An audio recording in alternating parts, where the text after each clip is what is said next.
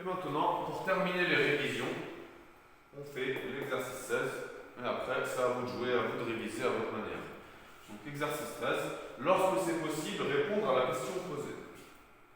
Donc là, on est toujours dans la proportionnalité. Dimitri mesure 125 cm à 8 ans. Combien mesurerait-il à 16 ans? Est-ce qu'on peut savoir? Bien sûr que non. Eux, ils veulent nous piéger. On voit que pour passer de 8 à 16, on multiplie par 2. Eux, ils voudraient que vous vous trompiez en disant oui, à 16 ans, il va mesurer 2 fois plus que 125, et donc ça fera 250 cm. Bien sûr qu'il ne mesurera certainement pas 250 cm. Donc, combien mesurera-t-il à 16 ans? On ne peut pas savoir. Lorsque c'est possible, répondre à la question. Ici, c'est impossible. Deuxième question. Un robinet de baignoire a un débit de 12 litres par minute. Chaque minute, il y a 12 litres d'eau qui sortent.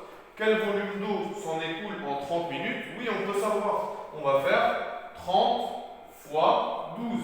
Si on veut utiliser un tableau, on fait donc notre tableau. Donc c'est, bon, je ne vais pas écrire grandeur 1, grandeur 2, mais on sait que 1 minute, c'est 12 litres. 1 minute, c'est 12 litres. Et nous, on veut savoir quelle est la quantité d'eau qui est écoulée en 30 minutes. Alors, si on calcule le coefficient de proportionnalité, pour passer de 1 à 12, on multiplie par 12. Donc il faudrait faire 30 fois 12 pour avoir ce nombre-là.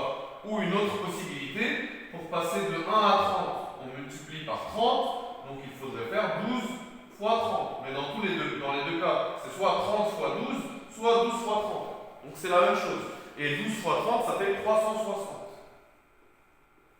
Donc, quel volume d'eau s'écoule en 30 minutes? 360 litres d'eau s'écoule en 30 minutes. 360 litres. Question B.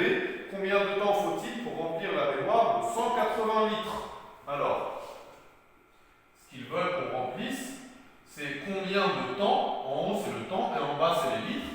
Combien de temps ça nous prend pour remplir la baignoire à 180 litres? Nous, on doit trouver le nombre qui va ici. On sait que pour aller de la première ligne à la deuxième ligne, on fait x12. Donc pour aller de la deuxième ligne à la première ligne, on fait divisé par 12. Ça, c'est une possibilité, faire 180 divisé par 12.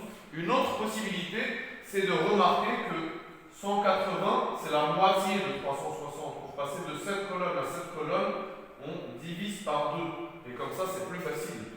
180 divisé par 12, c'est plus difficile à calculer que 30 divisé par 2.